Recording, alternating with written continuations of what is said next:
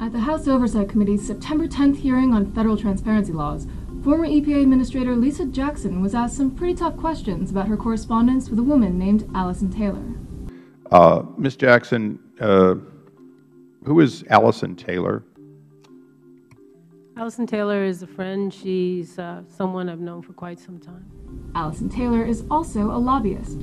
Taylor is Vice President for Sustainability at Siemens Corporation, which, according to OpenSecrets.org, spends several millions of dollars every year on lobbying. Committee Chairman Darrell Issa and several other members were interested in a peculiar 2009 exchange between Taylor and Jackson using her Richard Windsor email account.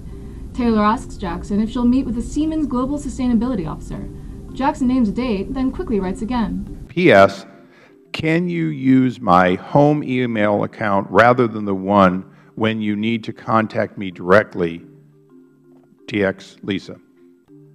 To me, that sounds like, you didn't want the efficiency of not being bothered. Just the opposite. You were giving a lobbyist your personal email account for other communication when she wanted to reach you directly. Sir, again, if you look at the entire email chain, you can see that there's a couple things going on. She makes note that she has requested an official meeting through official channels, through my Chief of Staff. And she goes on, it's a chatty email, and she says, there's no business to be done. And so what I was doing was telling a personal friend, someone I knew personally, hey, if you want to contact me, don't use my official account that I'm using to get business done day in and day out. You've already made a request for a meeting. Contact me at home. Now, certainly, if anything in that email when she contacted me at home was business related, then I would, my practice would be to send that into the official account. Jackson's answer makes little sense. First, this chatty email isn't all that chatty. It's focused on setting up an official meeting. Second, looking at the entire email chain doesn't change anything. Taylor apologizes for offending Jackson by sending to an EPA email, then asks for Jackson's private email address.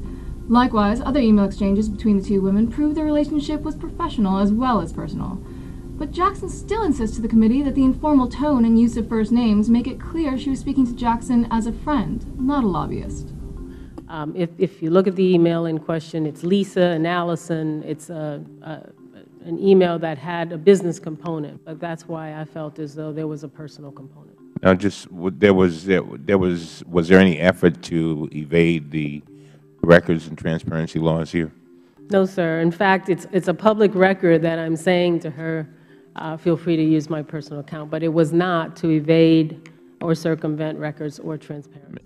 Congressman Trey Dowdy did not seem to buy Ms. Jackson's odd explanation. Is there an exception for personal friends in the Federal Records Act?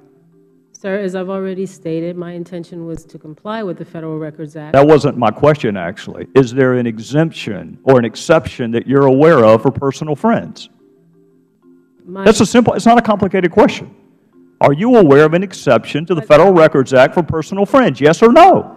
The Federal Records Act the intent is to make sure that official government business is captured in official government accounts. Well, what she was emailing you, would you consider that to have been official government business?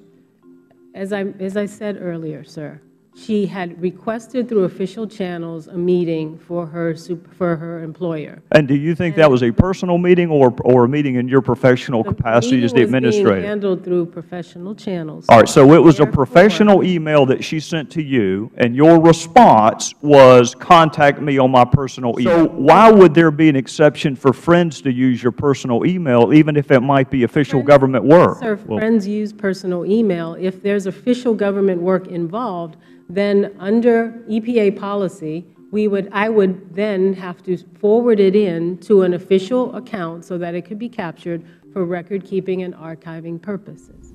Congressman Issa highlighted the glaring problem with this. Isn't it true, under the Federal Records Act, you don't get to decide what's relevant?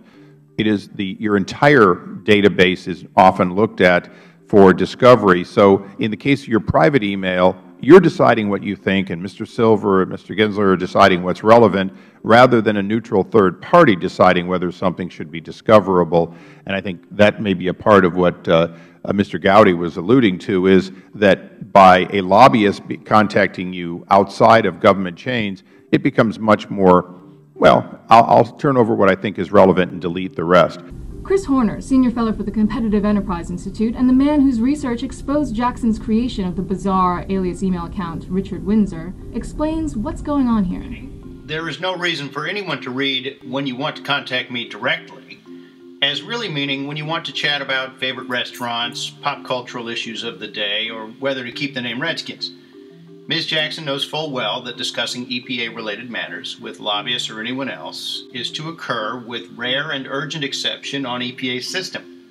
She knew it so well that she had them create a false identity account for certain of her correspondence. Yet even that account, on top of several others, but still being under the government's sole control and not anyone else's, apparently was not enough. Here Ms. Jackson tells a lobbyist, the gushing Taylor, who is such a close friend that she in fact does not have Ms. Jackson's private email account, to take their conversations going forward offline, so to speak.